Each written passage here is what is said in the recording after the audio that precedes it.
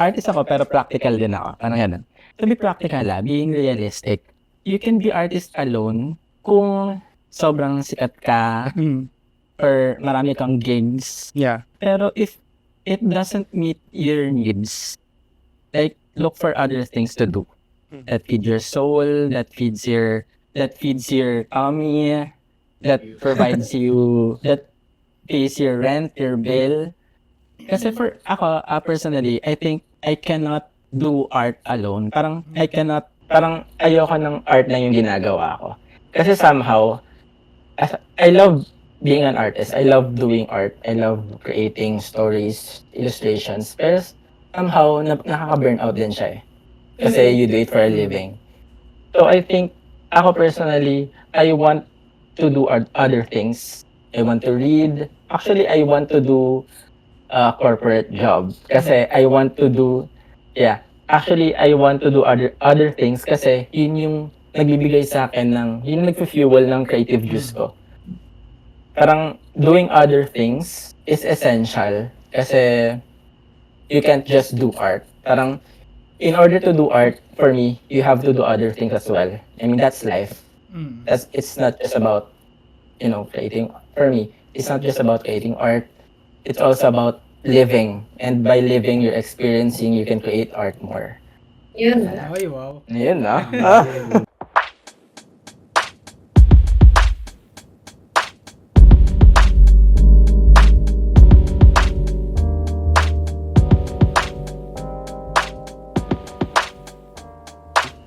Hi, I'm Allen and welcome to Dinato Drawing Podcast episode 73. And today, ang ganda ng magiging episode kasi ito yung parang second time last year na parang yung event ng ating partner na ang Novice magkakaroon ulit ng spotlight exhibit sa darating na August. So, ito yung last year kasi pinag-usapan din natin about on being creative nung kung talagang worth it ba yung pagiging creative natin last year sa spotlight. And ngayon, sobrang lakas ng Novice, parang gagawin talaga nila to yearly, yung spotlight exhibit. And nakakatuwa yung last kasing exhibit nandun sa Atrium Makati is first time ko rin na meet yung ibang creatives doon na ang dami talagang talented dito sa Pinas na hindi natin nakikita and hindi na highlight ng tawag dito ng social media. So ang ganda rin kasi curated yung exhibit, ang gagaling nung nakalagay doon, ang gagaling ng mga nakapost. And ang galing, parang yung mata kasi talaga ng Novice, parang diverse and yet talagang parang pag tinignan mo yung feed, parang connected siya in some way. And ngayon, magkakaroon ng part 2 ang ating Spotlight the Exhibit na brought to you by Novice na nagaganapin sa Cafe mismo this coming August. And hopefully, makapunta kayo doon kasi ang ganda ng lineup, promise. And yung magiging guests natin for today and yung mga featured artists dito sa Spotlight the Exhibit. And bagong lahat, dahil nararanasan natin yung sa bagyo ngayon, parang sana naman in times like this, sana naman maging sensitive tayo and ganun din sana rin panagutin natin and maging accountable yung dapat maging accountable sa lahat ng nangyayari dito sa Philippines. And yun, start na natin for today. Let's all welcome our guest from Novice, the featured artist on the Spotlight the Exhibit, Keisha Ruds ba? Ruds or Rods? Rods. Tapos si Arvin and Kevin. Ayun. So, kamusta Hello. kayo guys? Kamusta kayo guys ngayong gabi? Okay naman. Kayo Yun naman. naman. Good, chilling. Sa ulan. Ay, Lamig. bagyo. Oo, grabe. No? Dalawang Ano magagawa? bagyo. Grabe, hindi natin Yeah. grabe yung ano ngayon, yung that is may ano pa, Hanggang pressure area pa. Oo. Yeah. Naging Actually, Diyos ko. tropical cyclone daw ata eh. Yeah. Kagabi. So, Si Emong. Si Emong tsaka si Dante. Sana wag Dante. maging bagyo yung isa pa no, yung nandun sa ano ba yun? Basta yung isang LPA, sana hindi siya maging bagyo. So yun, ito, kung di nyo natatanong guys, ito yung mga, may ginagawa kasi yung Novice sa kanyang IG tsaka sa social media niya. Yung spotlight, yung Novice spotlight na fini-feature niya yung different creatives around the Philippines and yung mga local artists natin. Dito pinapakita kung gaano sila kagaling and yung kumbaga yung best works nila na feature dito. Ang nakakatuwa kasi sa Novice is ang dami palang ganong artist na hindi natin kilala, tapos nabibigyan sila ng platform to showcase their craft. And yun, nagugulat na lang ako ganun. Ang ganda pa kasi usually nga 'di ba pagka dito sa art scene, parang mas napaprioritize, mas na-highlight yung mga nandito sa Metro Manila. And yung maganda ngayon sa social media is around the Luzon, Visayas, Mindanao, nakikita na yung mga artist na malulupit. Yun yung kailangan talaga natin and we need more platforms like that na nag-highlight talaga ng local creatives natin. Kasi sobrang panlaban talaga yung gawa natin. Ayun. So kamusta? Sino yung magi-introduce muna ng sarili nila sa ating viewers? Siguro umpisahan na natin kay Arvin. Dito kita nandito kita sa Okay. Sige. Hello. Bale ako si RV, isa akong designer at isang illustrator. So lagi kong pakilala kapag tinatanong kung sino ako as an artist, ay isa akong probinsyano. So parang yung works ko from the point of view ng isang probinsyano. So kasi ako ng Nueva Ecija. So mostly ng mga works ko ay nagre-revolve around provincial life, ganyan, peasant struggle, cultural heritage, and ayun. Ayun. Konting ano lang kay RV. Yung nakita ko yung gawa niya kay Danilo Ramos na yung sa ano. Grabe yun. Oo, ng texture. Oo, ang ganda nung gawa niya. Promise. Pag titignan niyo yung gawa niya. So, yung next natin si Kevin. Pakilala ka naman Kevin sa ating viewers. Okay. So, hello guys. I am Kevin Zambrano. I'm a multimedia artist actually, but currently focusing more on photography. So my works, I think I'd say is I guess a wide variety. Pero I mostly focus right now on sports and I don't know, street documentary, right? So ayun. Actually from Surigao City, I studied in Benilde. And then after ko graduate last 2023, I decided to like work here and find more opportunities here in Manila. And I'd say na it has been paying off so far in my photography career. Hopefully it grows more and I'm maybe able to get more opportunity.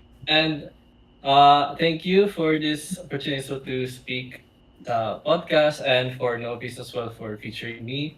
Okay, so is it okay if I share a story? Go lang. Okay, so ano lang. I applied for Novice Spotlight last year around January, right? Kita ko na this is a platform for featuring local artists, especially mga small creators, right? And I saw na maybe why not, right, January. And then I thought releasing like process or only 6 weeks. And then months came by, it's like, wala, I didn't get any response. And parang nawala lang yun sa isip ko. Right? Then come around April, around last week ng April, and then gulat na lang ako may email, or like natag ako sa Instagram ng Novice, like, oh my God, holy cow. And that's like a very exciting day for me, basically. Na I got my works featured there. I think that was yeah, basically last year. And ever since then, right, medyo ano rin talaga yung passion ko with photography na I really should really, continue what I'm doing right now. But I still have a lot to learn. I still have a lot to go. I still have a lot to work with. So again, I thank Novice for the opportunity to be featured in their platform, and to Alan as well for inviting me for this podcast. And Congrats sa inyo kasi ano talaga, pag na-feature ka sa Nobis, talagang curated talaga siya eh. Kumbaga hindi ka basta-basta makakapasok kasi talagang hinahasa nila. Pinento yan sa akin ni Allen dun sa podcast namin na kung paano sila mamili. Talagang matinik tong mga to. Ano talaga sila. Talagang best of the best yung mga fini-feature nila. So yung next is si Keisha. Yan. Kilala ka naman.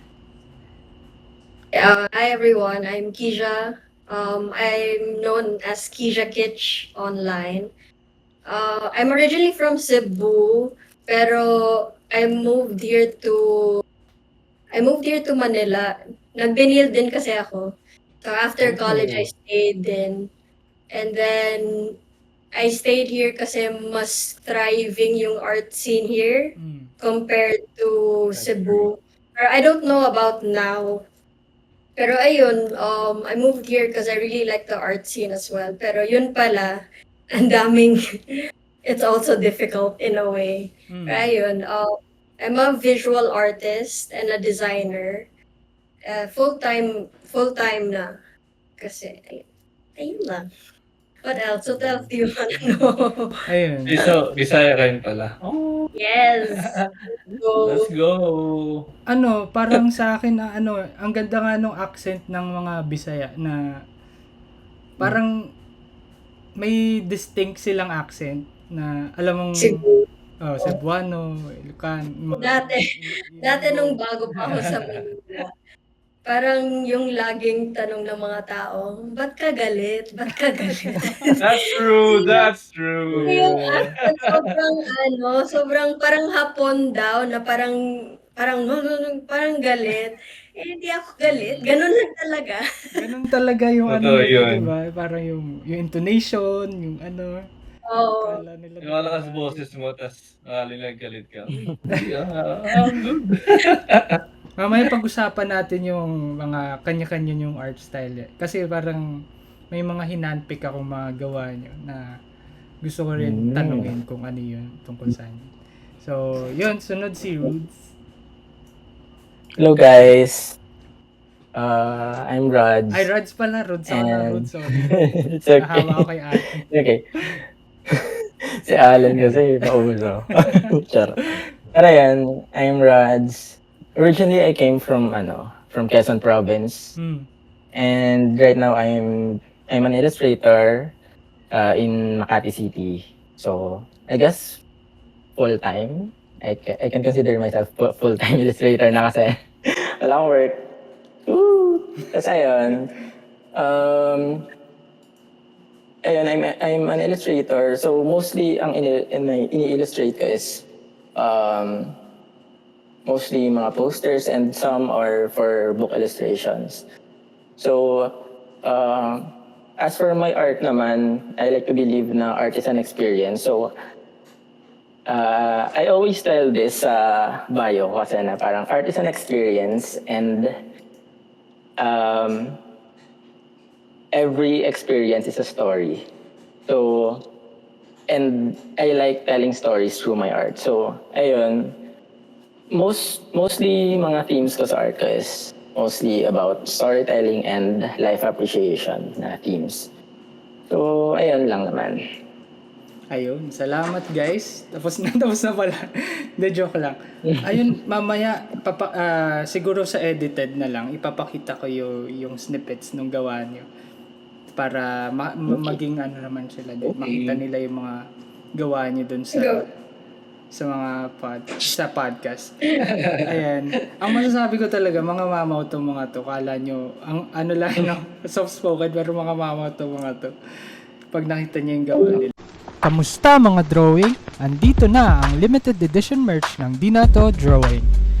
Meron tayong navy blue at maroon, kaya wag magpahuli kasi once it's gone, wala nang balikan. Perfect para sa mga drawing na tao, artistically and figuratively.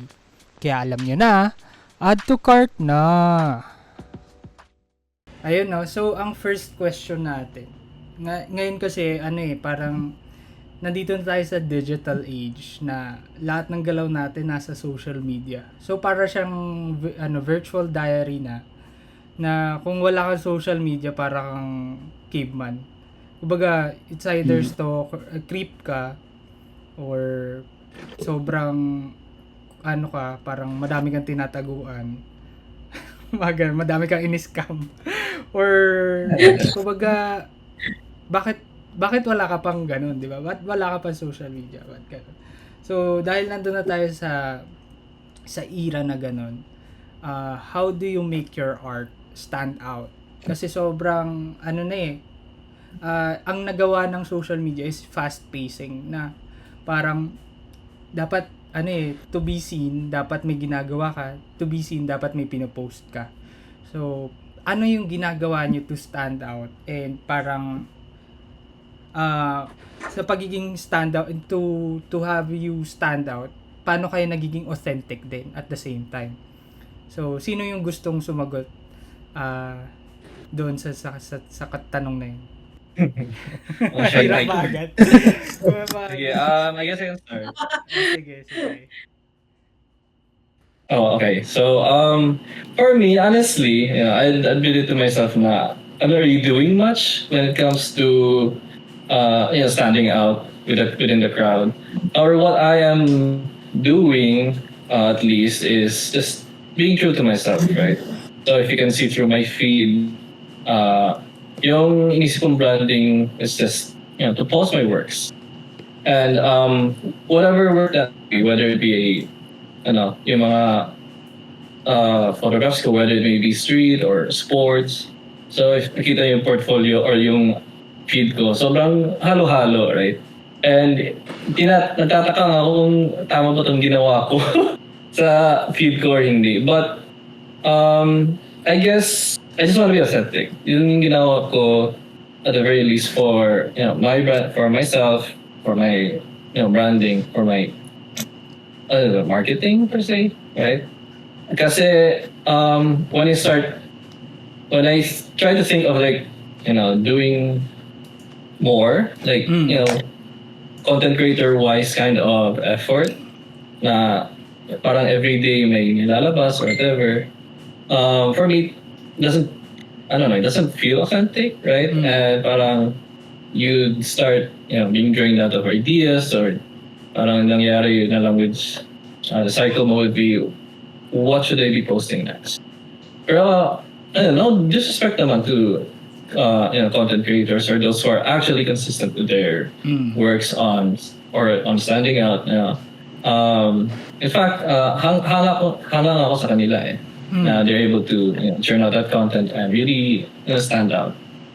But I guess for me, like I said before, what I'm doing at the very least is just being authentic, right? Just being myself, and if you have works that you're really excited to share, and I share them.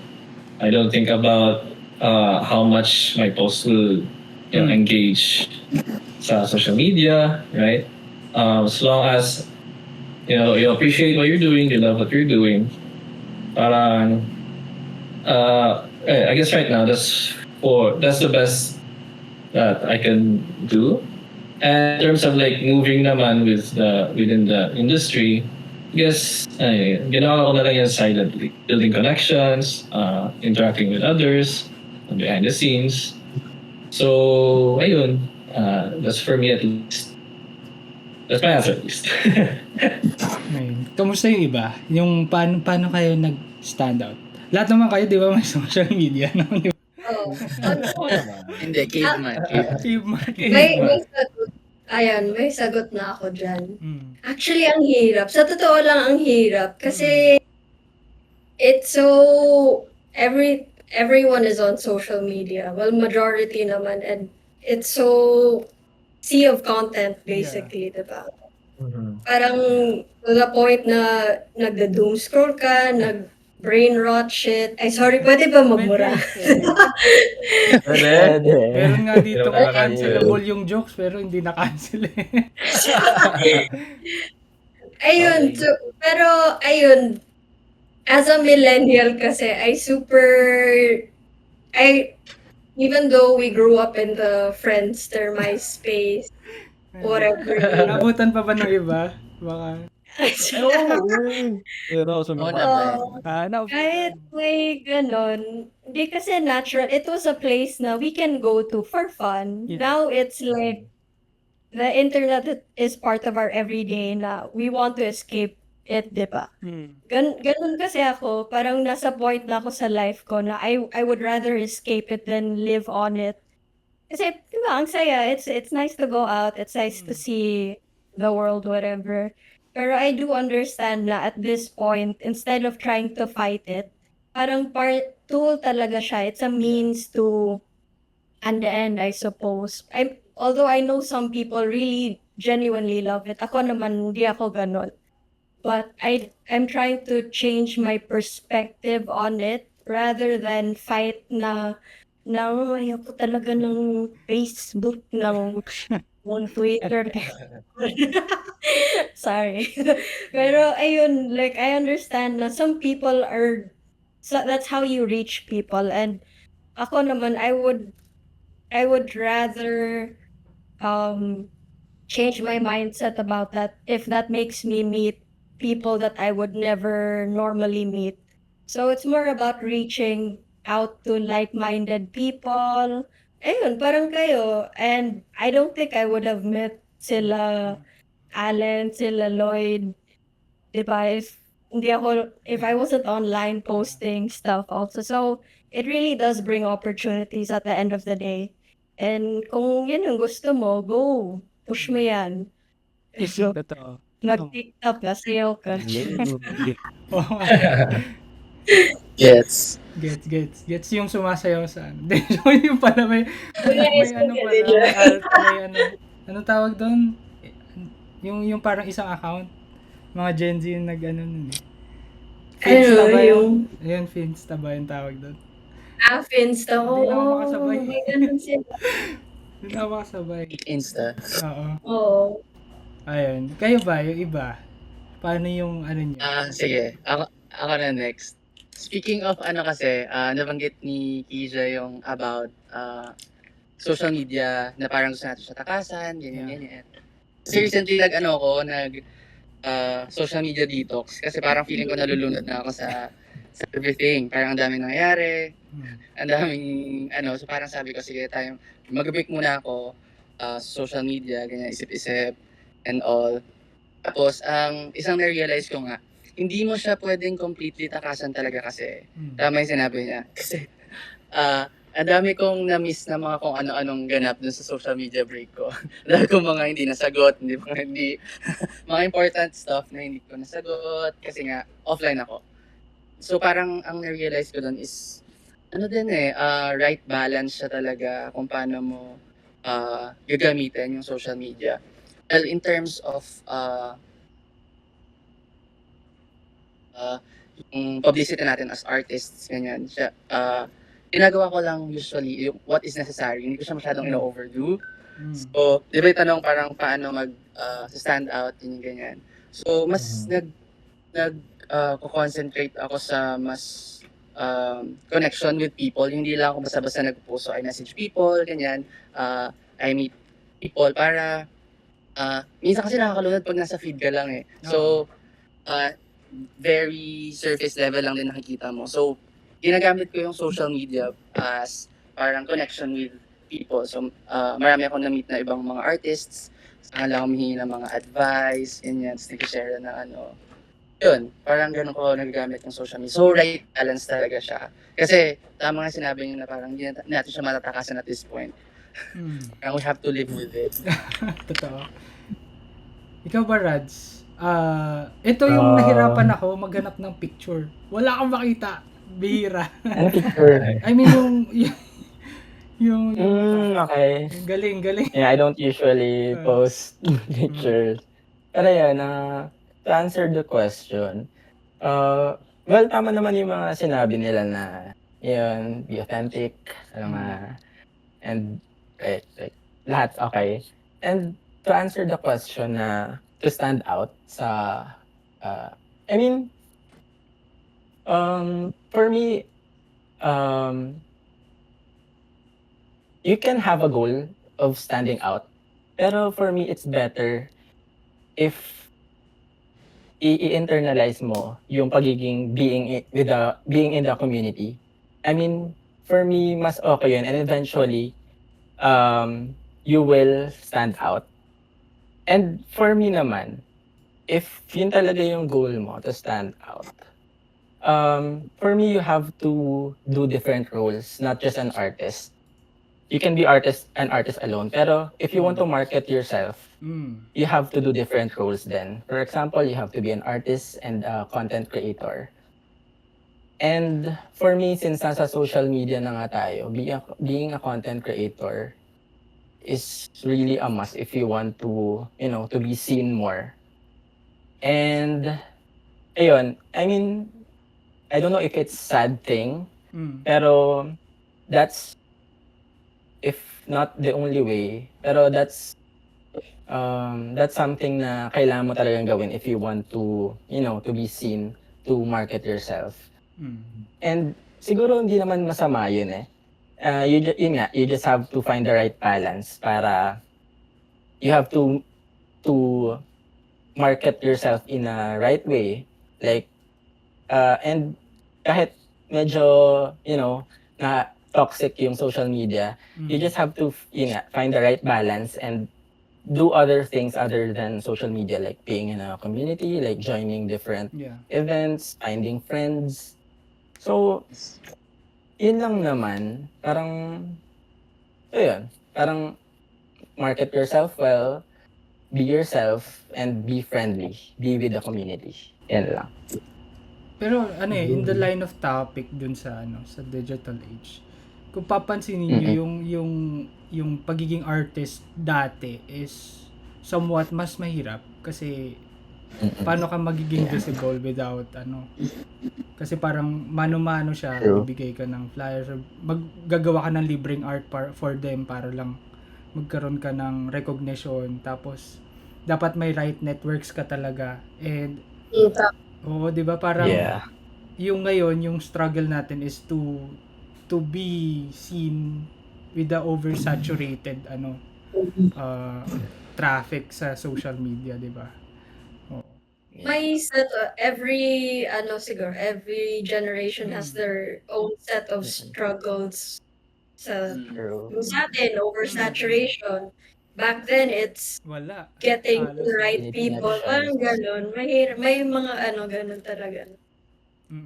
So, yun nga, dito, staying on the topic dito sa nagkaroon ba kayo ng pressure at some point na sana dapat gagawa ko ng content for today para lang talaga to reach clients, to reach network, or talagang mapansin yung art nyo? Parang ba kayo? Magti-TikTok na ba ako? Or gano'n? Kasi, ang hirap siya. Parang, when you come to think of it, talagang, pag ikaw yung sarili mong art, yung self, wala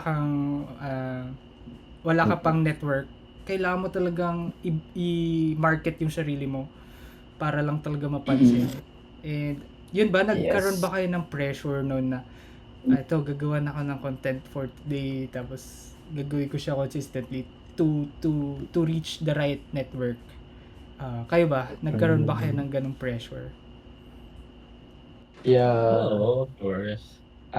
Wait lang. Can I share? Yun. Kasi, actually I mean, parang lahat ata siguro nagkakaroon ng ganong experience na you have to, since nasa social media na nga tayo. Well, based on my experience, oo. Especially, well, di sa pag-aano, pero like, especially nagkakaroon ng pressure kapag lumalaki na yung following mo, especially. When I was still, like, nung mababa pa yung following ko, like, chill-chill lang. Pero kasi may one time na parang medyo nag-trending yung post. So, lumaki yung following, mga ganyan. And then, dun ka nagkakaroon ng pressure. Kasi you have to parang magkakaroon ka ng thinking na you have to maintain Yeah. kung anong meron ka ngayon. So, and it somehow became toxic. Well, for me, not na, dati lang. Pero like,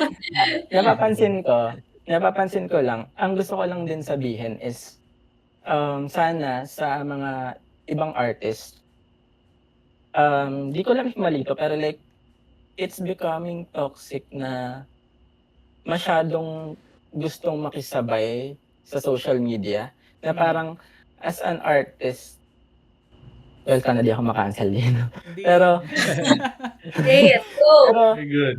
pero Wait for the people in like, the back. sana don't lose yourself sa kung ano man ang pinapakita ng social media na ito gawin mo para maging trending ka. Ito gawin mo para pasok ka sa like, I just want to say na do your thing and eventually you will find your people, you will find your audience.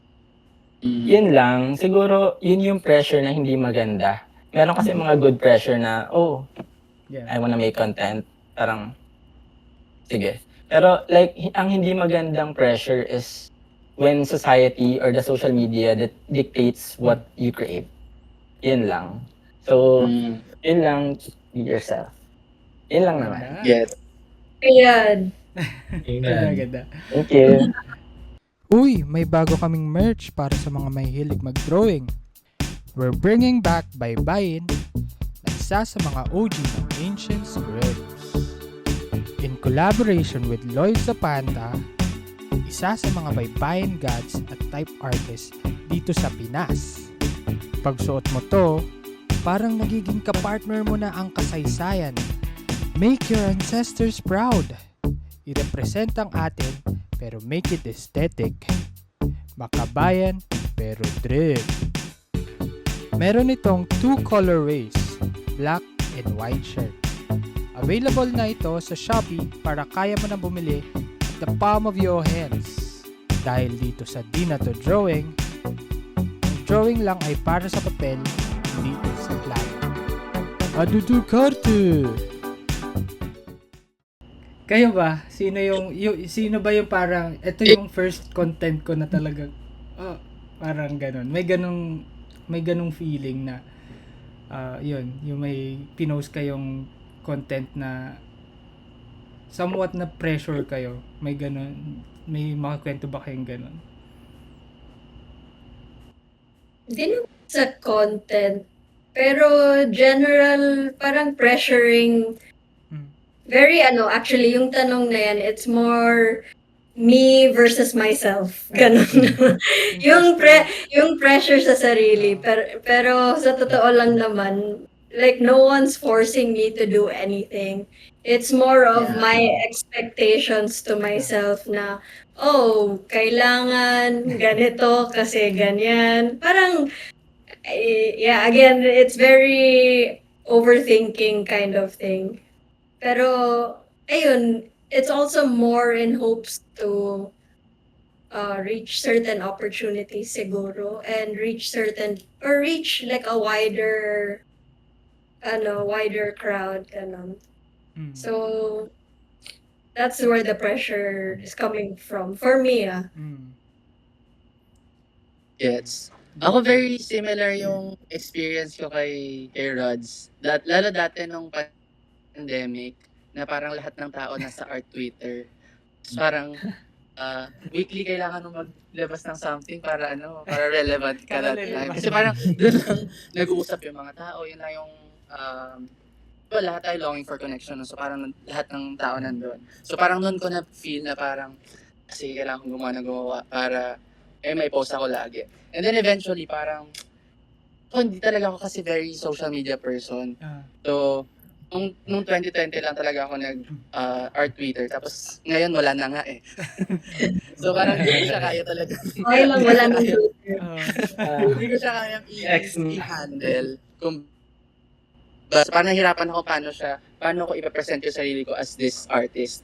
Ganon. So kaya ngayon parang iniisip ko nga nakita ko finalo mo ako sa Instagram ko, yung Arnven, yun yung art account ko, art account. Pero iniisip ko na nga i-merge yung personal account sa art account para mas less pressure siya for me. Para parang hindi sobrang curated ng nilalabas kong art. Hindi naman sa hindi curated, parang sobrang hindi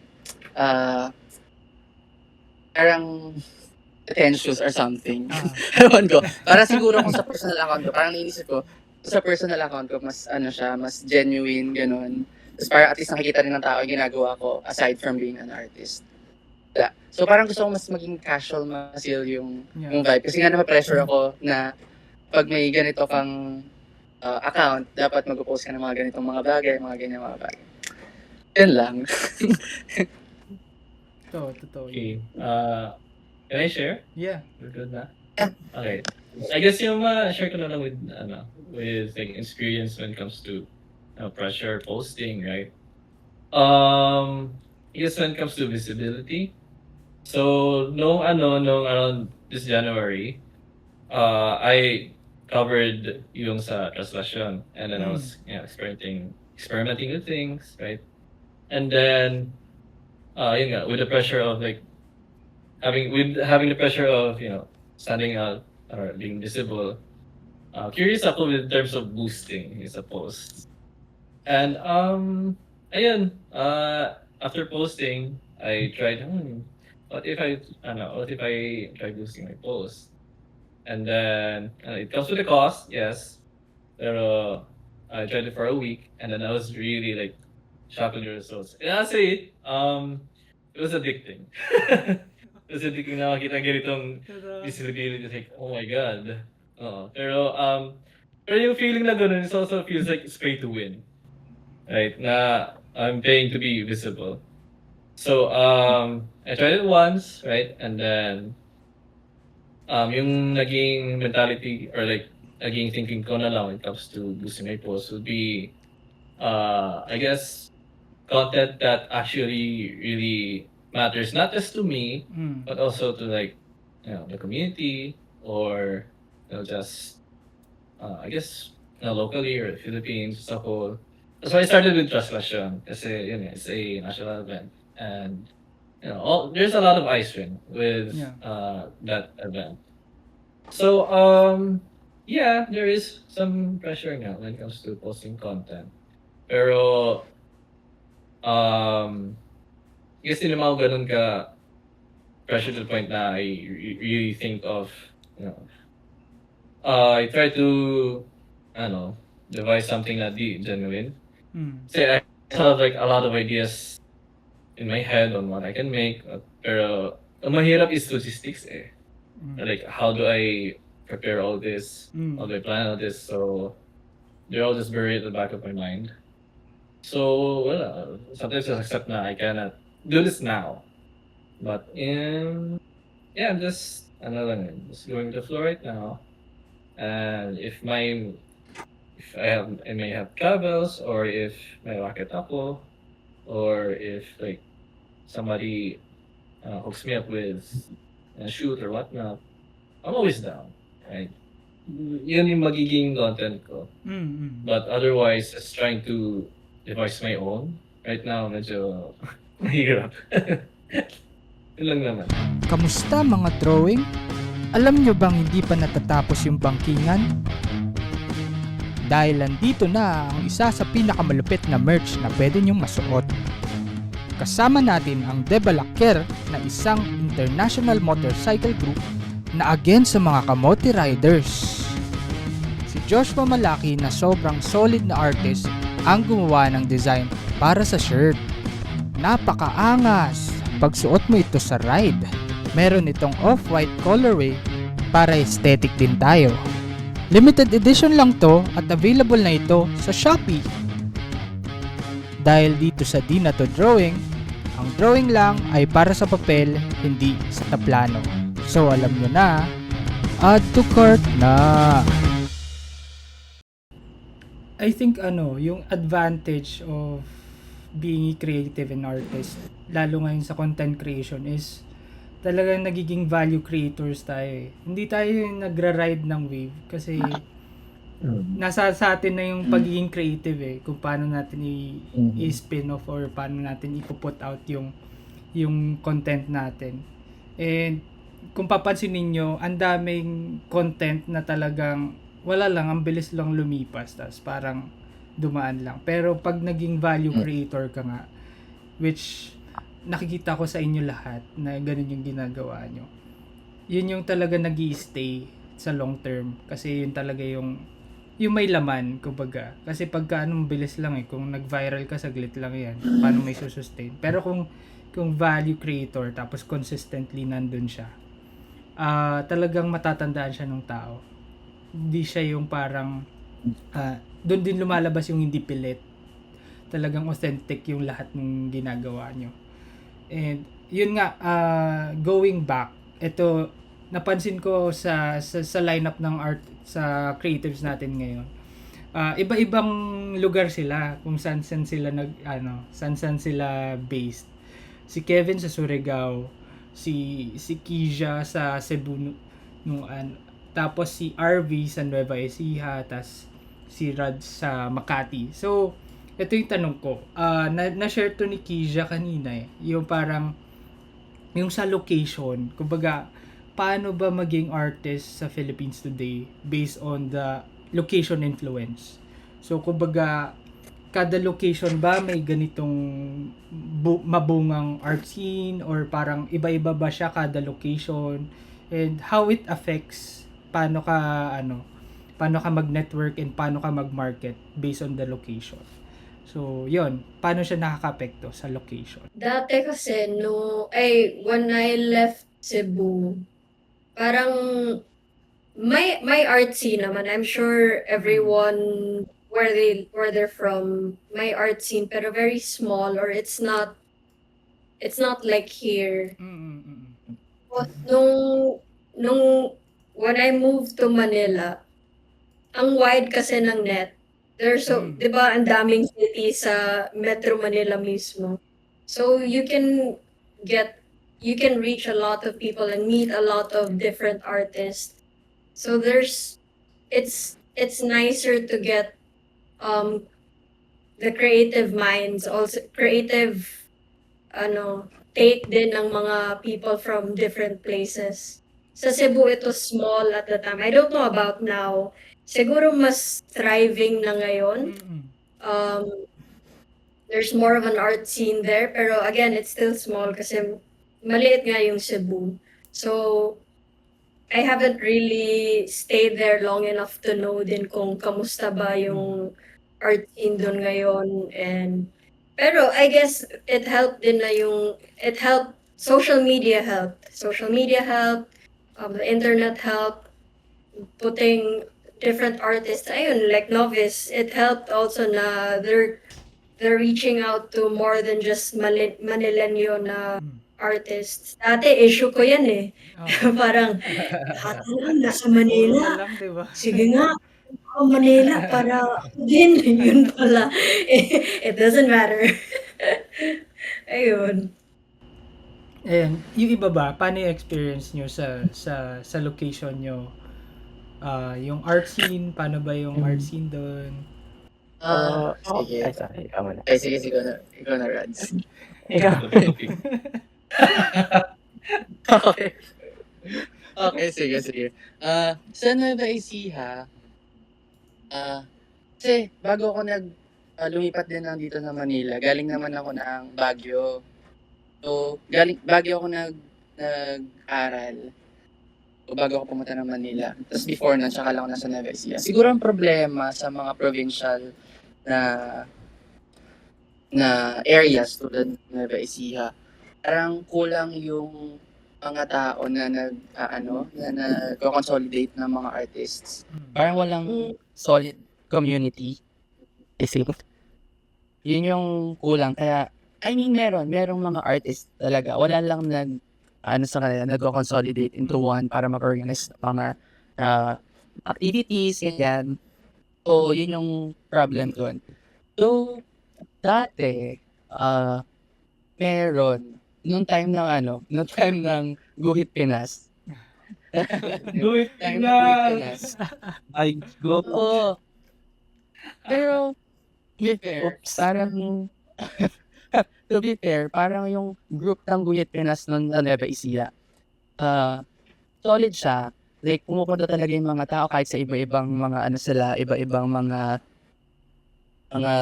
bayan or mga municipalities. Nagpupunta sila sa city center, nag-meet, nag-art jam, ganyan. So, kahit yung Guhit Pinas, in a way, helpful yung yung ganong platform. Baka mabanggit ko ng Guhit Pinas, sinabi ko pangit yung Guhit Pinas. Bleak na yun, bleak na yun. Yeah, double check number 1. Kahit ng group, consolidate sa mga tao. Tapos, syempre, mas na-inspire yung mga tao na galingan pa, ganyan. Nagtuturoan din kung paano na-improve pa yung gawa ng bawat isa. Siguro yun, yung kulang, I think. Yung group na nag-consolidate. For example, tulad ng Novice, dito parang yun yung kailangan nila. Minsan di pa sila gaano umaabot sa provinces, I think. Sa Baguio, okay na sila doon. Ano naman yung arts scene? Yung sa Baguio, no? Grabe yung Art scene sa Baguio. Parang weekly may art event. totoo. Hindi man yan visual art. May mga DJ mixes, ganyan. Parang may mga book reading, may mga Yeah. thriving naman sila. Kasi feeling ko supported din ng ng government kasi may creative city something yung Baguio. So parang pinafund din ng government yung mga ganung activities minsan. Kasi sinusupport nila yung mga artists. Nasa sila ng UNESCO, Creative City. Yeah, oo, yung creative city sa UNESCO yun eh. Yeah. Kaya ganun ka. Kaya I think thriving naman sila. Though ang siguro mas amplify doon sa Baguio yung cultural or mga indigenous practices. Kasi mostly, marami ng parang mga galing lang din ng babats, pumunta ng Baguio, tapos doon nag-start ng art career. So, I think we should empower more mga artists from there mismo. I think, Totoo. yun. Yeah. That's my take. Yan. And si Rads, kanina.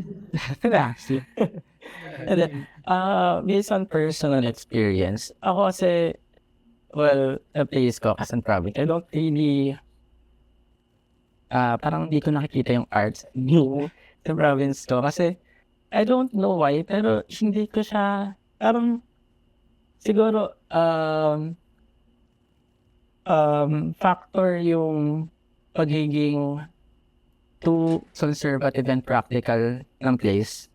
Kasi for example, before I moved in sa Manila,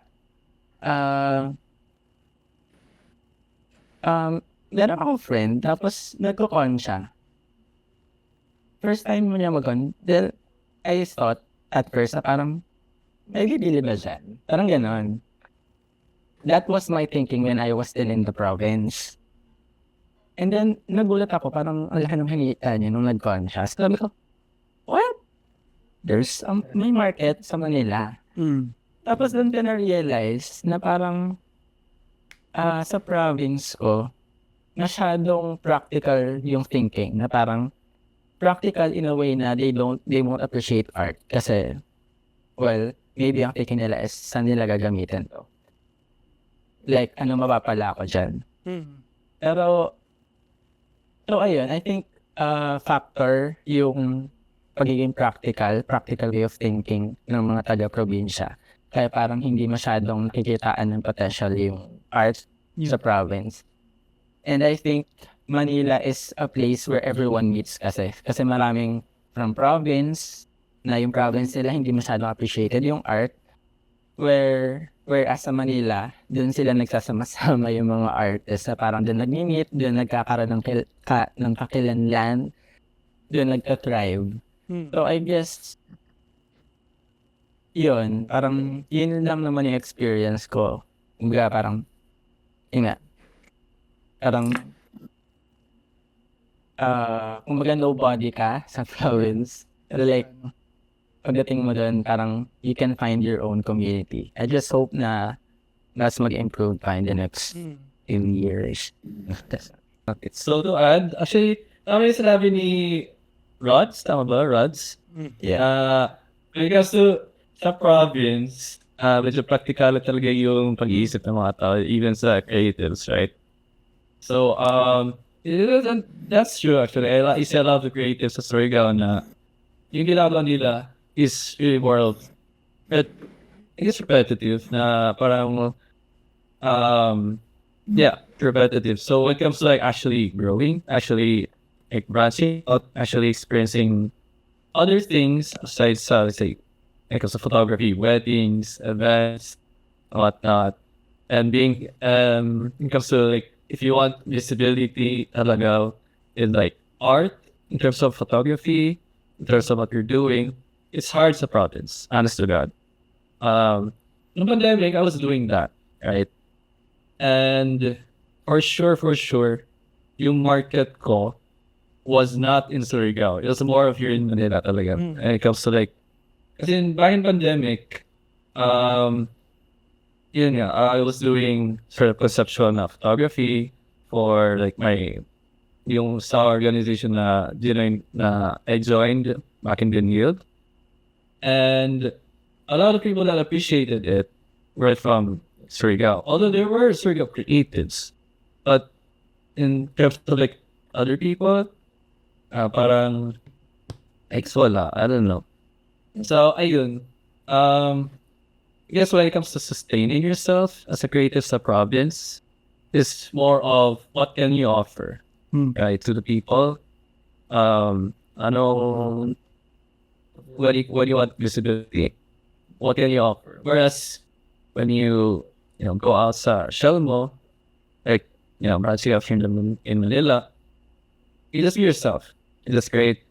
Kasi malawak yung art community in Manila. There's a wide variety of creators, guys, and you have a lot of opportunities to like penetrate through. So you just be yourself, and people will start noticing. So yung difference between marketing or being a creative in the province or compared to being a creative here in Metro Manila. And I guess yung magiging ko na lang, I guess pangako would be sometime in the future, I really wanna contribute to the growth ng creative scene sa Surigao. Yeah. When I guess when I grow enough, or like when I get older, na uwi na talaga ako for good Surigao. I guess I'll give back and help out new creators there to really grow and be their actual self instead of worrying what can they offer to sa city, right? And give the Surigao creatives more stability. Just quick share na lang rin na there are a lot of Surigao creatives I know na sobrang galing, right? And much of them, they're not in Surigao. They're studying either here sa Manila or somewhere in Cebu, right? They're like, this person talaga when they want to create, if they want to pursue their creative passions, the Surigao is not in their mind. Kasama na ako dun. Okay? So if you know Ellie Maturan, she's also Surigao yung nagkata ng museo. Kababayan ko yun, and yun nga. She's studying here. She just graduated. Congrats nga pala sa kanya. But she's like also one of the great na creative sa Surigao I know. So, ayun, yun yung masashare ko when it comes to like being a creative and I guess my province at least. Ano ang naisip ko dito talaga is talagang kailangan ng collaboration within the LGUs talaga Yes. na Sana naman sa Actually- next generation, di ba? Oh, can I add? Actually, sobrang agree. I agree with everyone here. So, I didn't know I guess before I spoke, I didn't know na Ganun. common pala, but now that I think about it, obviously, mga people from the province don't have the same experience until they moved here sa Manila. Sobrang true. When I was younger, I never wanted to be an artist. It was a dream, pero iba yung dream versus yung realidad eh. Practical din ako. Sure. So, I didn't move here to Manila to become an artist. That was only when I was while I was in Benilde, I was like, shit, ang ganda ng mga gawa ng mga MMA. Tapos, as in, I had no choice. Kasi, So, sobrang ingrained in me to be creative no matter how much I wanted to fight it. As in, parang, so, since it was so ingrained in me to be practical as a probinsya girl, so when I was working na, naging graphic designer ako, pero I was like, oh, being a graphic designer is practical in a way because you're doing work for people, for their company, ganun. And then I realized the longer that I've worked, the more bullshit it became in a way. Kasi when ayun, sobrang na-open yung eyes ko. When I was in Manila na, shit, you can actually do this. Pero sometimes, even while I'm in Manila, they can be practical here also. Or, ayun, naglo-lowball sila ng mga creatives. Minsan may ganon. But when you do your research, when you try hard enough, you can find the right people who are willing to give you their money, like what Ruth said, diba? Totoo. And napansin ko talaga, sobrang yung struggle ng creatives in being an artist sa province talaga. It's really high time talaga magkaroon ng program sa new generation man lang. Sana i-push yung ng LGUs. Meron naman, may mga here and there. Tapos, ang daming yung sa probinsya kasi they love art but fine art and traditional art, May ganun diba? Oo, pa na yeah. movement sa digital, yung That's true. Tapos mga They religious, don't find digital art as an art, parang ganun. yeah, yun talaga. Totoo.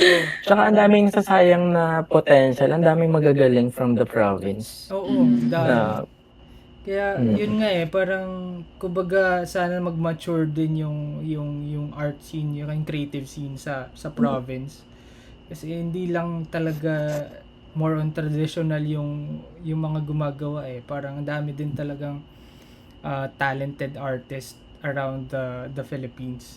And yun nga yung talagang pinupush talaga dapat natin na sana yung may mga yung mga boboto nating may inclination mo sa art, di ba? Umaga, part of yan, parang growth or parang tawag dito, progress is nagkakaroon ng aesthetics din, di ba? Parang part yun Kumbaga, kung maganda yung nyo, aesthetics nyo, maganda din yung progress na ewan ko. Kung papansinin nyo kasi talaga yung mga first world, supported yung artist, kaya sobrang gaganda din ng kahit yung architecture, banda, interior. Yeah. As in, ang daming possibilities na mabubuo. Tourism, di ba? Yung mga ganun. Ayun pa lang, paldo-paldo na dapat yung government pag Real, diba? Grabe din si yung Allen, progress. tatakbo si Allen. Boto nyo pala. Boto sa Senado. So yun, regarding dun sa pag-pursue as a career dito sa na pagiging artist, dito magkakaroon ng gap na thin line kung paano natin ina-navigate, kung gagawin ba natin yung gusto natin or ito yung bubuhay sa atin para to pay the bills. Kumbaga, how hard it is to establish yourself as being a creative nowadays na kailangan mong gawin yung gusto mo or kailangan mong maging practical na yun yung mga sinishare natin. So, paano nyo nina-navigate ngayon yung career nyo as being an artist? Saan yung nilulugar yung nagbabayad ng bills, tsaka saan yung nilulugar yung nagbabayad ng contribution sa soul natin as being an artist. Yan. Di ba? Parang isa yun sa struggle talaga pagiging creative and artist. Na-navigate nyo ba? Yung pala yung tanong. Sinabi mo naman kanina, Roots, na nowadays, you shouldn't just be an artist, di ba? Dapat generalist ka in a sense na magaling ka mag-market sa sarili mo, magaling ka basically do parang all-rounder do ka all eh. things. Dapat, so I guess that's my answer to that. You should not put di ba, creatives na nga tayo. So dun pa lang, we should not put ourselves in a box na I am just a painter or photographer, illustrator, mga stuff like that. Kasi when you put yourself in that one box, parang you don't get to get more outlet or something from that. So, in a way, it's also making you grow as a person. Wow! Wow. Tama naman. Gagaling niyo Yes. sumagot. Yun nga eh, di ba? Parang nananavigate nyo ba? Yung ganong sense, in a sense. Ako naman, personally, in order to navigate, well, yeah, you're an artist. Pero when it comes to, life in general, to live as an artist kasi, and to be a successful, parang it's really hard to achieve that alone. Parang, artist ako pero practical din ako. Parang ganun. So, what I'm saying is, for now, you can be an artist and the other person that provides you your needs. Parang, to be practical being realistic, you can be artist alone kung sobrang sikat ka or marami kang gigs. Yeah. Pero if it doesn't meet your needs, like look for other things to do that feed your soul, that feeds your tummy, that provides you, that pays your rent, your bill. Kasi for ako, personally, I think I cannot do art alone. Parang ayoko ng art na yung ginagawa ko. Kasi somehow, I love being an artist. I love doing art. I love creating stories, illustrations. Pero somehow, nakaka-burn out din siya eh. Kasi you do it for a living. So I think, ako personally, I want to do other things. I want to read. Actually, I want to do corporate jobs. Kasi I want to do other things kasi yun yung nagbibigay sa akin yun yung nagfuel ng creative juice ko. Parang doing other things is essential kasi you can't just do art. Parang in order to do art, for me, you have to do other things as well. I mean, that's life. It's not just about, creating. For me, it's not just about creating art. It's also about living. And by living, you're experiencing, you can create art more. Yun. Ay, wow. Yun, Grabe naman makasagutan. Grabe naman. And thank you. And I think, May quote na yan. yun lang naman. Grabe. galing, no? Parang kailangan natin talaga maging practical sa Mm. kasi, no, sa economy natin talaga. Yun talaga yung kailangan natin. I mean, to add lang, there's nothing wrong naman about Yeah. living in the society where you have to do corporate job, you have to do day jobs. There's nothing wrong with that. Might as well, kasi you have no choice, you have to do that. So might as well enjoy what you do. Enjoy what's in there. Enjoy kung anong meron. Kung anong job meron ka. Then do art. Yan. I forgot kung sino yung nagsabi nun, pero hindi ko alam kung scientist or philosopher na parang kailangan may ginagawa kang iba to parang to widen your perspective nga, yung sabi mo. Yes, Kasi pag nandun ka lang nakafocus talaga, yun na lang yung magiging insight mo. Tsaka hindi ka mag-grow as a person or as an artist din. So yun, may ganun siyang value din talaga na makukuha. Yeah. Ay, yung iba ba? Paano yung navigation niya? Kamusta mga mahihilig mag-drawing? Andito na ang pinaka-inaabangang merch ng Di Na To Drawing. Saktong-sakto ito para malaman mo kung drawing talaga yung tropa mo. Kasama si Kenzero Art na isang artist at TikTok superstar, siya ang kakulab natin sa design ng pangmalakasang shirt.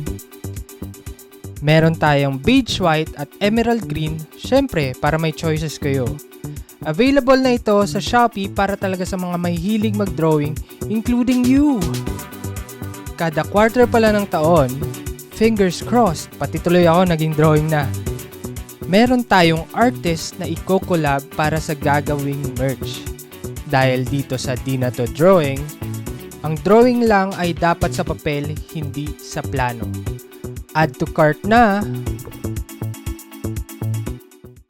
Yeah, ako next.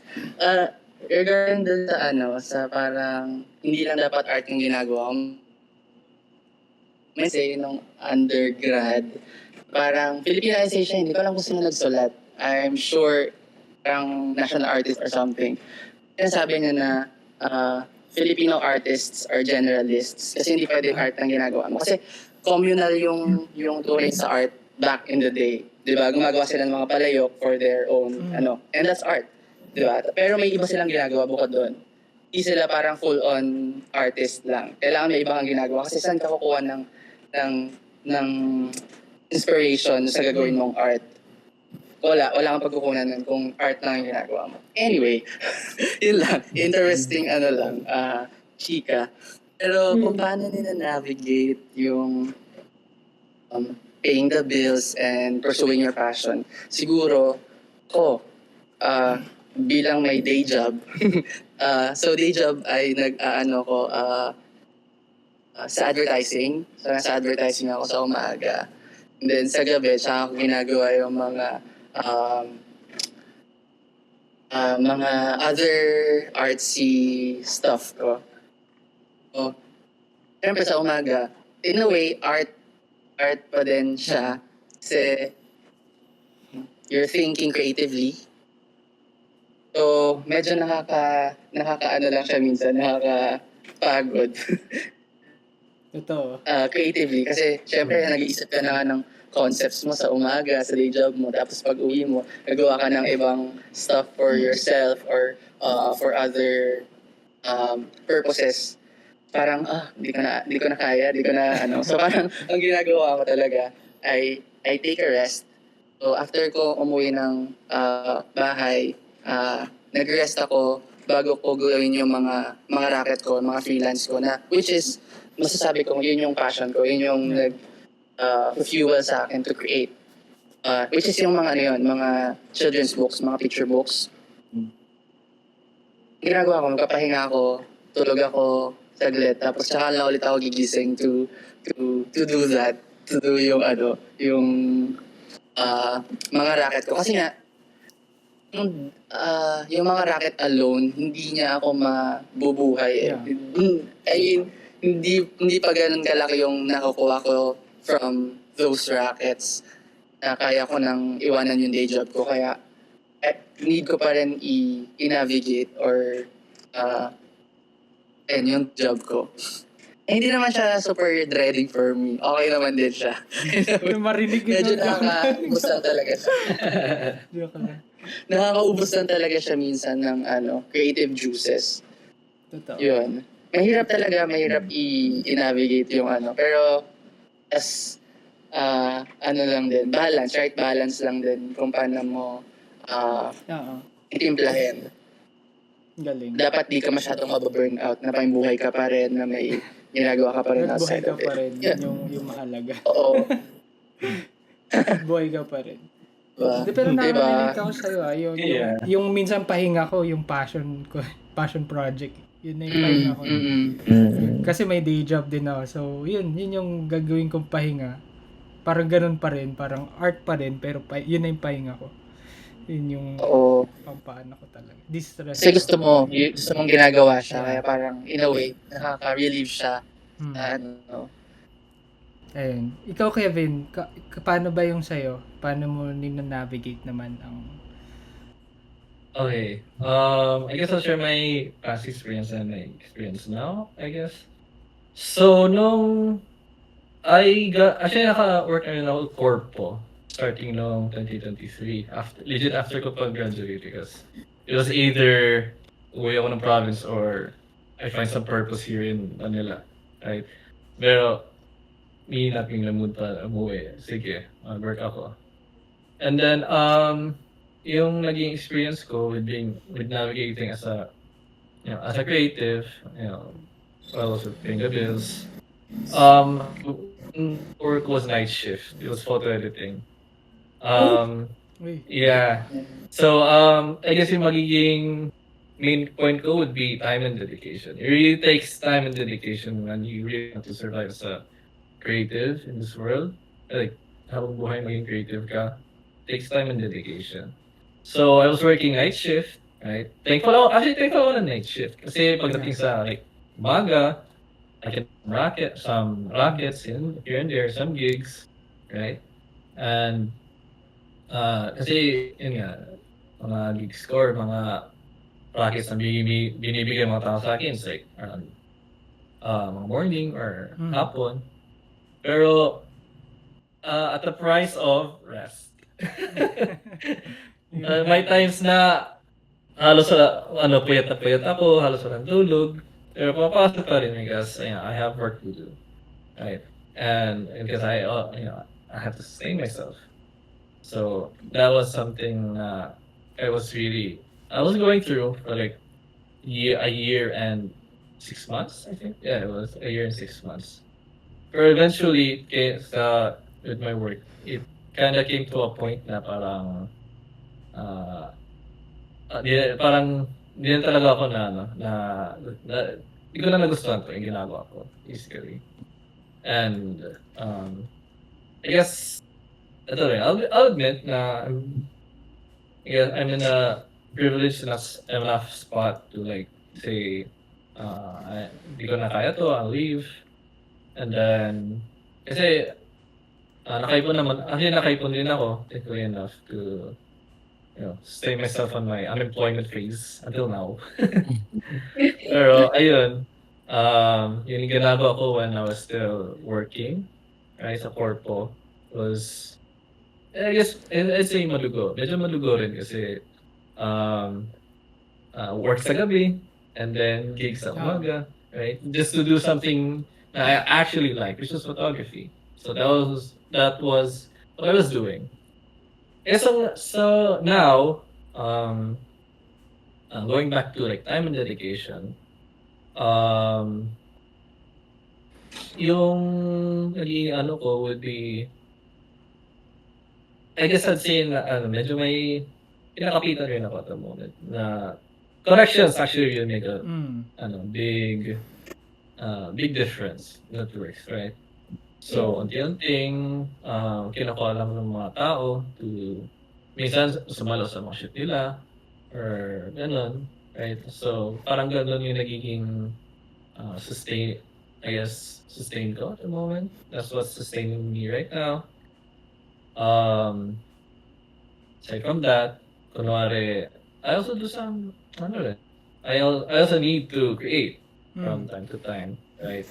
Kahit naging passion project pa yan or whatnot. Kasi yun nga, I mentioned before, medyo slow yung freelance ko ngayon, pero I'm also like doing my best, right? And I'm really thankful for the connections that I have right now for getting me for their gigs and whatnot. I'm thankful na hindi ganun kabawi yung mga bayad nila sa akin. Yeah. And yung magiging pangako ko would be hopefully I can get bigger projects in the future. And I actually get to justify yung mga prices na gusto kong i-charge. Pero, so it was, say, nung I was still working sa Bloody Battle, now, medyo, at the very least, I'm thankful na medyo nakapag-hinga na ako, and at the same time, sustaining myself with doing what I actually love. And, ayun, minsan nga inisip ko if babalik ako ng corpo kasi, parang, Minsan hindi na kaya ng pera ko. Di ba? Pero, Galaw na yung savings. Pero, wala, kada nag-a-apply ako, parang hindi na nagre-reply agad yung mga i-apply ko. Kasi hindi ko, ito na talaga calling ko. Yung hirap Maging ng freelance. work ngayon. Sige na lang. Parang, nakaka-relate ako. As in, ilang beses mo ni-revise yung CV mo. Parang, naka-30 plus revision na ako, ganun pa din. Ang hirap. Parang, ganun siya kalala ngayon. Kasi ang dami din talagang naghahanap. Besides sa atin. Kasi nagkaroon nga ng mas marami opportunities yung tao. Kasi nga, di ba, mas gusto na nila yung work from home or kumbaga, ang dami mo kakompete siya. Gano'n siya. Isa yun sa ano natin sa battles natin kung paano talaga tayo makakahanap ng right work and to sustain din sa atin na yun yung natutunan natin as being a creative and artist talaga na ito pagka nakuha ko tong gig na to ito kaya tong maka-survive ng ilang months or isang month. Ganon siya Ganon siya. Sabi ko ay kaya pa to. So pag nakuha ko tong isa ay tumatagal magbayad siguro mga buhay pa naman ako kahit pa paano pagka bayad niya ganon siya. Compute ka talaga, di ba?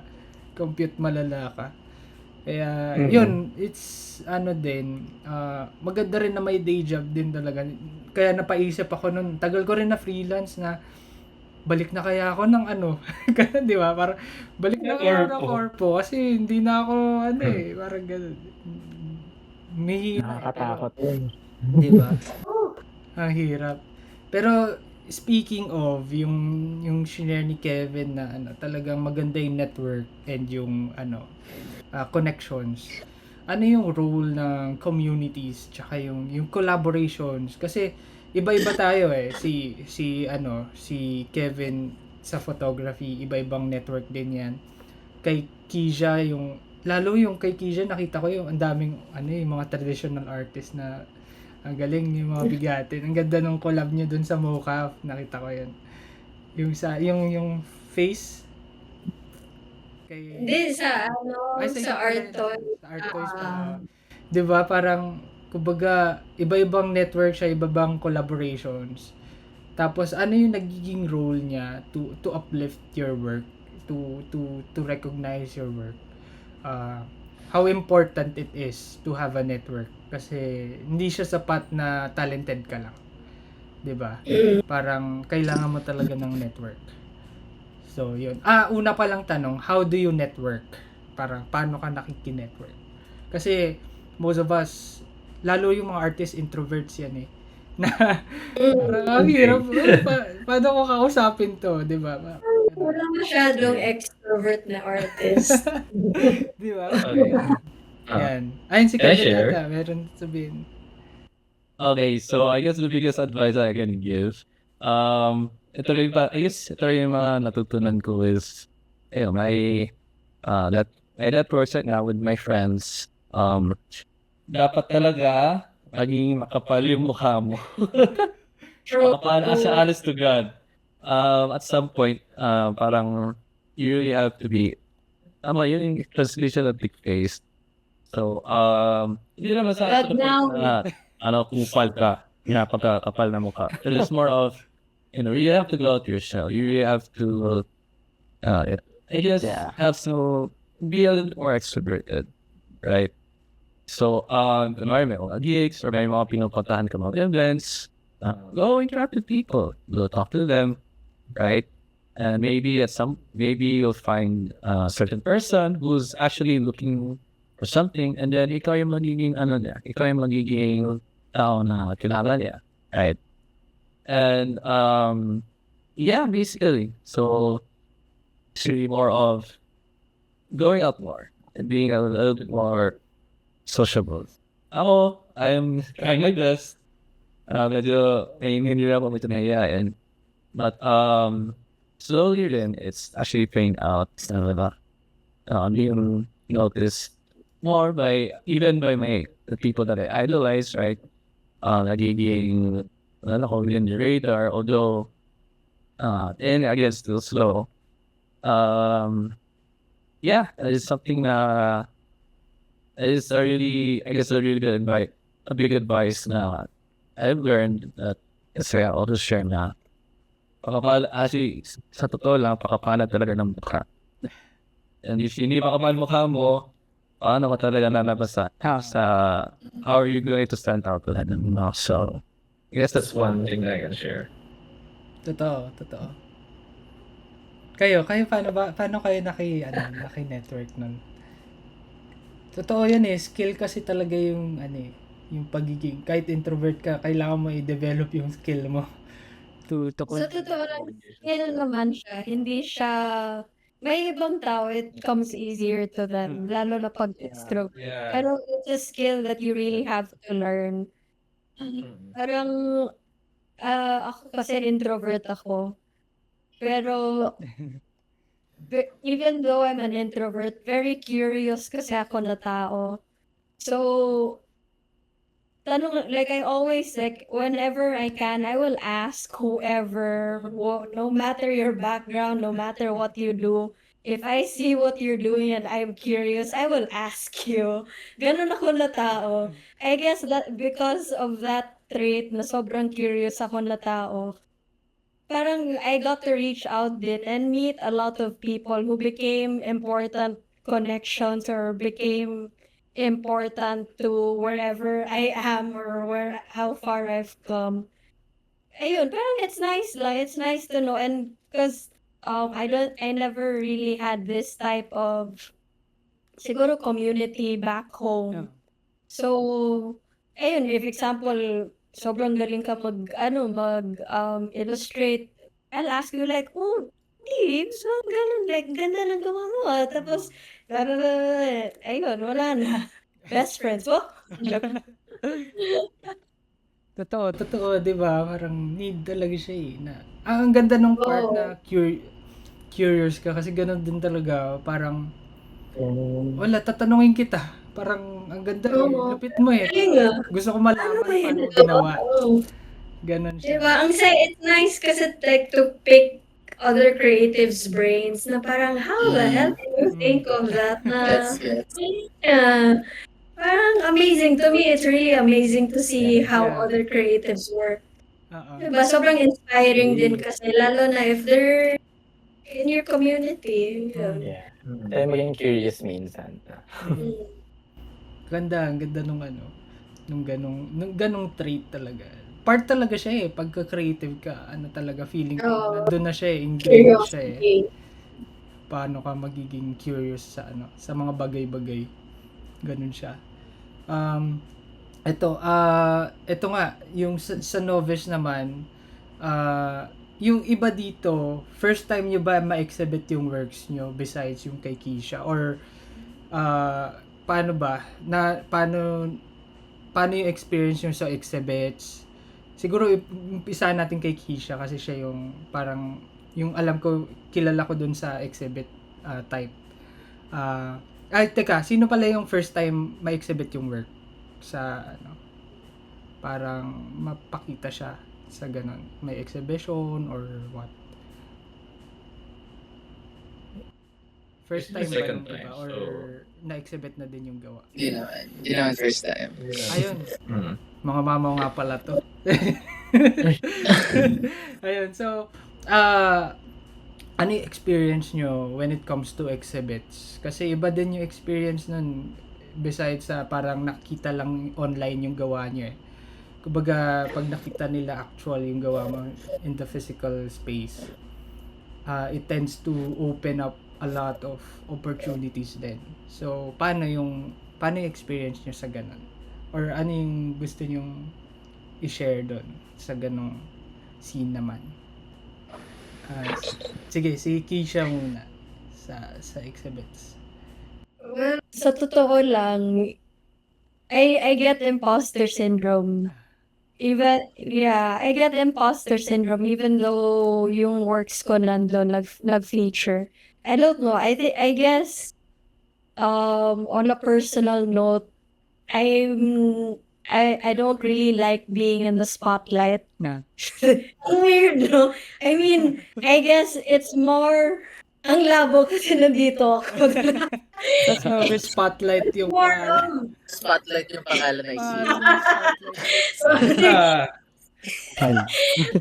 Ah, I mean, na parang na-awkwardan ako pag it's all on you, pag when the attention is on you. I don't know why I'm like that, but generally, pag in person na exhibit, tapos medyo na spotlightan ako, parang na-off ako minsan, even though I know I worked hard naman to be there. I did my best to get to this point. Siguro it's just something na because it's new to me, sa totoo lang. So, ayun, nasa phase pa ako na ganyan. Maybe eventually, how many years from now, wala na akong ganyan. Pero, ewan ko. Let's see. So, kabalik ka na naman nung kay Isha. Ako kinikilig ako kapag opening usually na exhibit kasi parang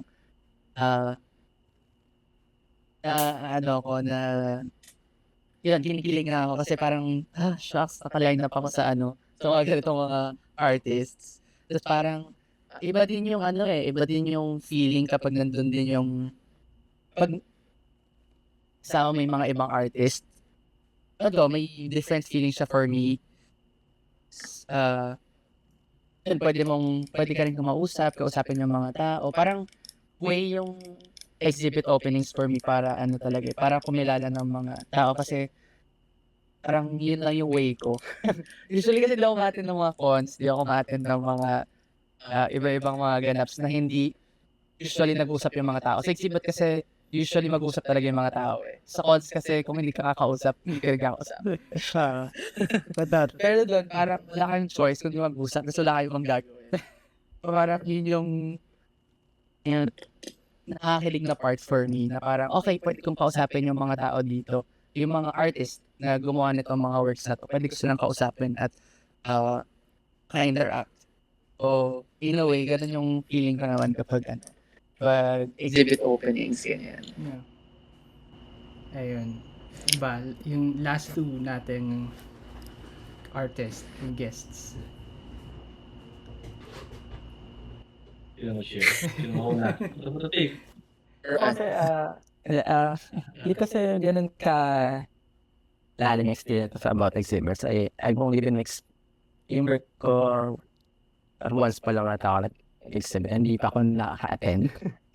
So, I don't have anything to say. Pero like, in general naman, I feel honored kapag in-exhibit works. Hopefully next time happen. So, para may input ako sa ganyan. Ayan. Go lang. Ayan. Honestly, kay Rods na technically it's my first but na-exhibit na yung work before sa Surigao. But I wasn't there to even attend the opening or the full exhibit. So, kasi mag-share ko na lang na thankful ako for sa notice for featuring my work, for submitting it. And ayun yun, same thing kay RV na Nakakakilig. Ayan, I was selected to have my work like physically exhibited sa kape mismo. Ayun, so thank you guys kasi talaga, ang ganda ng usapan. Marami pa akong tanong pero pwede natin 'to pag-usapan sa if ever magkita-kita tayo ulit. Kwentuhan tayo kasi medyo Ubusin natin yan! ano lang, pero ang gusto ko dito after nito, gusto ko isa-isahin yung art style yun. Solo-solo, pwedeng Sige. solo-solo podcast. Kasi free na ako mag-ano ulit. So, You know? so, pwede na Don't be ulit. so free Tuloy-tuloy elf. ulit.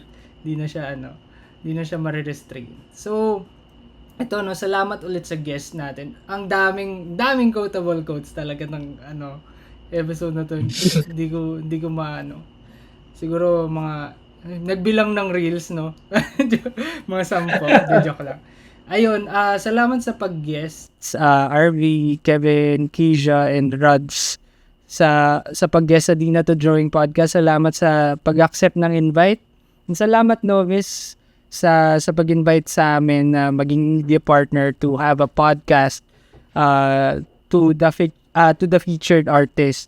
So magkakaroon ng Spotlight the Exhibit Part 2 sa Antipolo sa Kape mismo. And hopefully makapunta kayo. Gaganapin to during August 2 to November 8. So medyo mahaba siya, pwede nyong bisitahin. And nakita ko yung cafe, ang ganda. So in partnership with Dovis, Kape mismo, yung Magicus Junk Trap Corporation, and Di Na To Drawing Podcast, ayun, we bring you the Spotlight the Exhibit. And hopefully talaga makapunta kayo. Ang daming artists and full of artists dito na sobrang gagaling and sobrang talented. Follow nyo rin sila lahat kasi ang dami nyong matututunan, ang dami nyong makikita na gawa nila na talaga may inspire kayo mas gumawa lalo. So anything to promote, guys? Kayo ba, ano yung mga ipopromote nyo and mga drawing sa buhay para maabangan natin yan and mapuntahan din natin yung events nyo. So yon, promote nyo na isa-isa. Siguro start tayo kay RV. Hello. Wala naman ata akong masyadong ipapromote. Siguro follow nyo na lang ako sa Instagram at Maruming Patatas. Yung art account ko ay RNB yan. Pero makatanggalin ko na lang siya eventually. So, sa Maruming Patatas na lang i-follow. Bakit? Ay, sige, sa next na yan, bakit Maruming Patatas? May patatas. Okay, sige. So, next episode na lang. So, sige, si Kevin naman, ano yung ipopromote? Baka may promote ka social media accounts? I-promote na lang yung account ko, Mr. Guitari. I-edit mo, no? Ito, Mr. Guitari. Nandiyan na siya. Hindi ko alam saan yung text. Dito.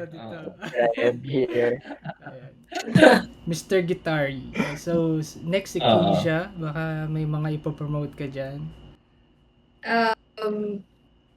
Follow, ayan, socials ko din. Follow me at keisha.kitch. Instagram, Facebook, nag-TikTok na din ako. Sumasayaw, video lang. I'll also be joining Patrons of the Arts Cebu, which is on August 2. Sayang di ako makapunta sa exhibit na to. Pero, yeah, but I'll come by while it's still there. So, ayun, I'll be in Cebu August 2 and 3 for Patrons of the Arts.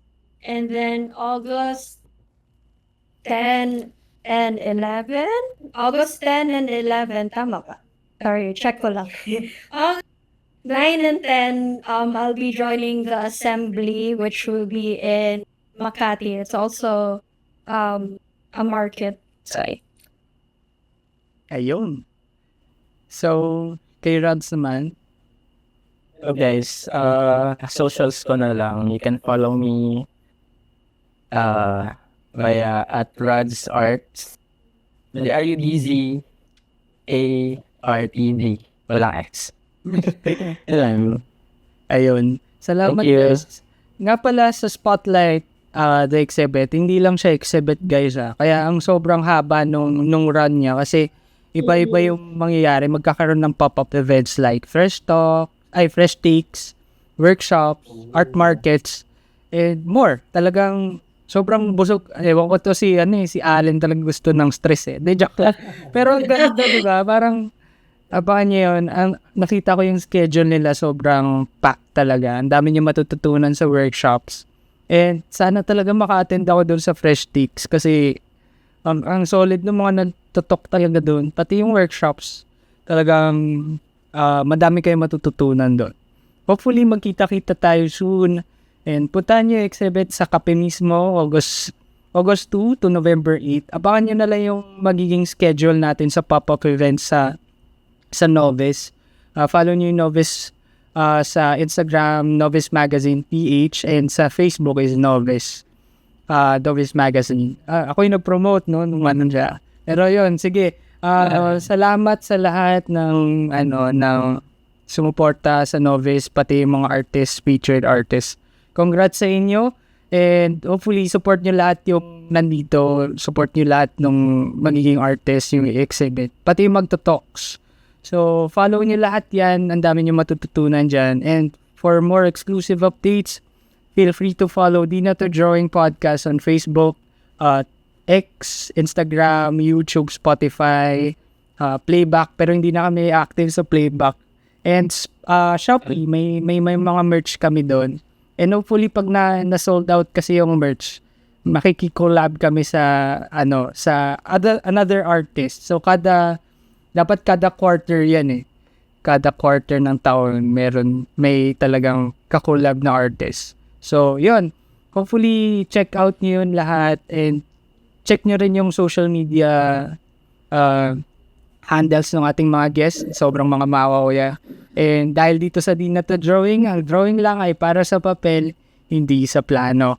Bye guys! Salamat ulit. Ay, next episode, Bye. solo-solo tayo. Pwede na ulit. Kita Thank you, Alan. Thank you guys. Thank you. Good night. Thank you ulit. Thank you, Alan and Lloyd. Salamat Allen and Lloyd. Hi, guys. Salamat. Good night guys. Ayun, nandiyan na sila. Salamat. Sorry na Nakat na. OT. Sorry OT.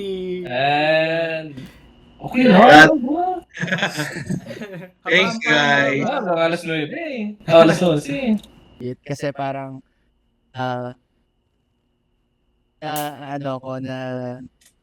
yun, kinikilig na ako kasi parang shucks, nakaline up ako sa sa mga ganitong mga artists. Tapos parang iba din yung iba din yung feeling kapag nandun din yung pag sa may mga ibang artist. May different feeling siya for me. Pwede ka rin kausapin yung mga tao. Parang way yung exhibit openings for me para para kumilala ng mga tao kasi parang yun lang yung way ko. Usually kasi di ako ma-attend ng mga cons, di ako ma-attend ng mga iba-ibang mga ganaps na hindi usually nag-usap yung mga tao. Sa exhibit kasi usually mag-usap talaga yung mga tao eh. Sa cons kasi kung hindi ka kakausap, hindi ka nagkakausap. Pero doon, parang wala kang choice kung di mag-usap kasi wala kayong gagawin. Parang yun yung nakakilig na part for me na parang okay, pwede kong kausapin yung mga tao dito. Yung mga artist na gumawa nitong mga works na to, pwede ko silang kausapin at ka-interact. So, in a way, ganun yung feeling ko naman kapag Exhibit openings, ganyan. Yeah. Ayun. Diba, yung last two nating artist, yung guests. Yun mo share. Yun mo na. Ito take. Kasi, hindi kasi ganun ka lalim experience about exhibits. I've only been yung work ko once pa lang nata ako nag-exhibit. Hindi pa ako nakaka-attend. So, I don't have anything to say. Pero like, in general naman, I feel honored kapag in-exhibit works. Hopefully next time happen. So, para may input ako sa ganyan. Go lang. Yeah. Lalo si TTK Rods na technically it's my first but na-exhibit na yung work before sa Surigao. But I wasn't there to even attend the opening or the full exhibit. So kasi mag-share ko na lang na thankful ako for sa Novice for featuring my work, for submitting it.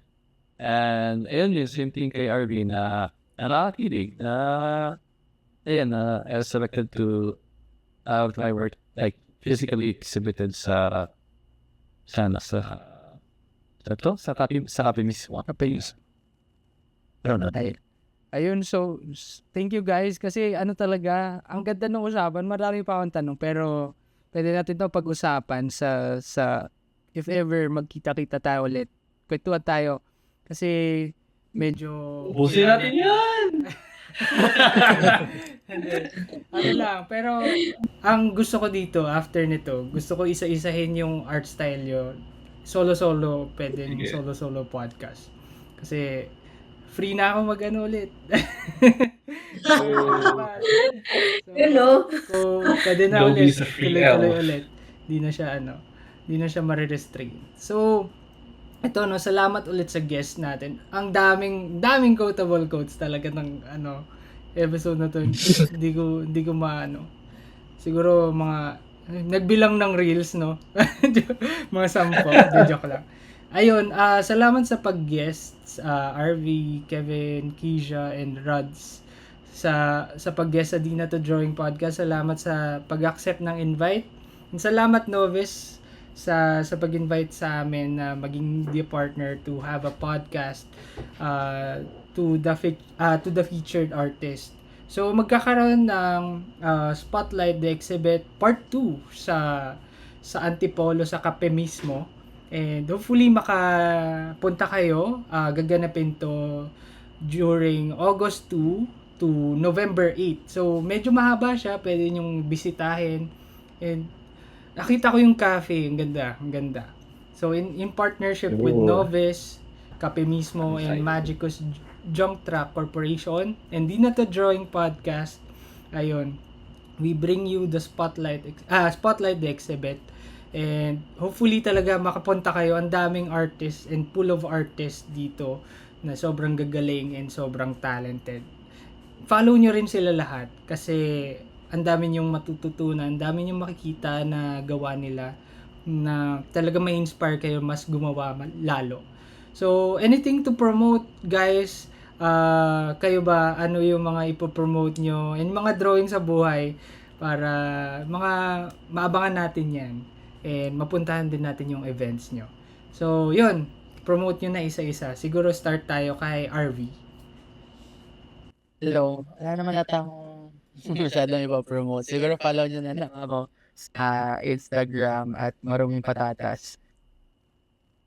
Yung art account ko ay RNB yan. Pero makatanggalin ko na kasi siya eventually. So, sa Maruming Patatas na lang i-follow. Bakit? Ay, sige, sa next na yan, bakit Maruming Patatas? Yung May patatas. Okay, sige. so, next episode na lang. So, sige, si Kevin naman, ano yung ipopromote? Baka may promote ka, social media accounts? I-promote na lang yung account ko, Mr. Guitari. I-edit mo, no? Ito, Mr. Guitari. Nandiyan na siya. Hindi ko alam saan yung text. Dito. Here. Mr. Guitari. So, next si Keisha. Baka may mga ipopromote ka dyan. Follow, ayan, socials ko din. Follow me at keisha.kitch. Instagram, Facebook, nag-TikTok na din ako. Sumasayaw, video lang. I'll also be joining Patrons of the Arts Cebu, which is on August 2. Sayang di ako makapunta sa exhibit na to. Pero, yeah, but I'll come by while it's still there. So, ayun, I'll be in Cebu August 2 and 3 for Patrons of the Arts. And then August 10 and 11? August 10 and 11, tama ba? Sorry, check ko lang. 9 and 10, I'll be joining the assembly, which will be in Makati. It's also a market site. Ayun. So, kay Rods naman, So guys, socials ko na lang. You can follow me via at Rod's Arts. RUDZ ARTD. Walang X. Yun. ayun. Salamat Thank you. guys.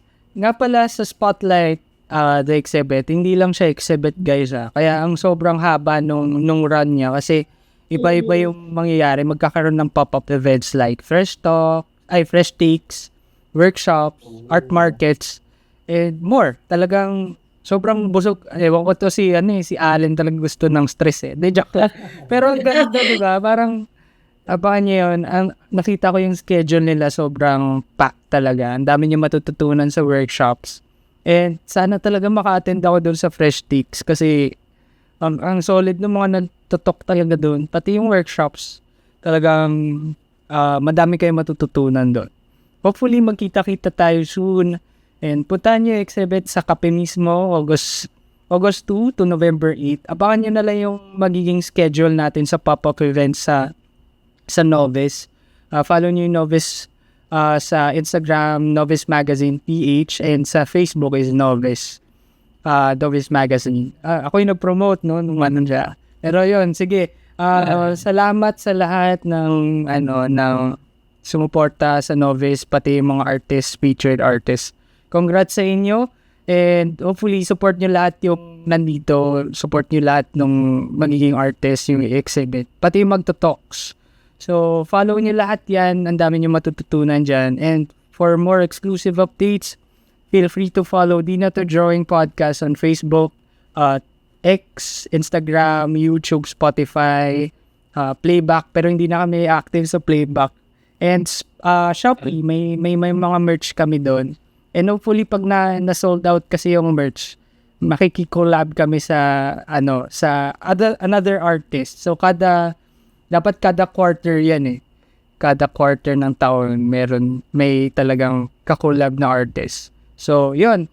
Hopefully, check out nyo yun lahat and check nyo rin yung social media handles ng ating mga guests. Sobrang mga mawawaya. And dahil dito sa Di Na To Drawing, ang drawing lang ay para sa papel, hindi sa plano. Bye guys! Salamat ulit. Ay, next episode, Bye. solo-solo tayo. Pwede na ulit. Kita Thank you, Alan. Thank you guys. Thank you. Good night. Thank you, Alan. Thank you, Alan and Lloyd. Salamat Allen and Lloyd. Hi guys. Salamat. Good night guys. Ayun, ayun na sila. Salamat. Sorry, OT. And Thanks, guys. mga alas 9 alas 11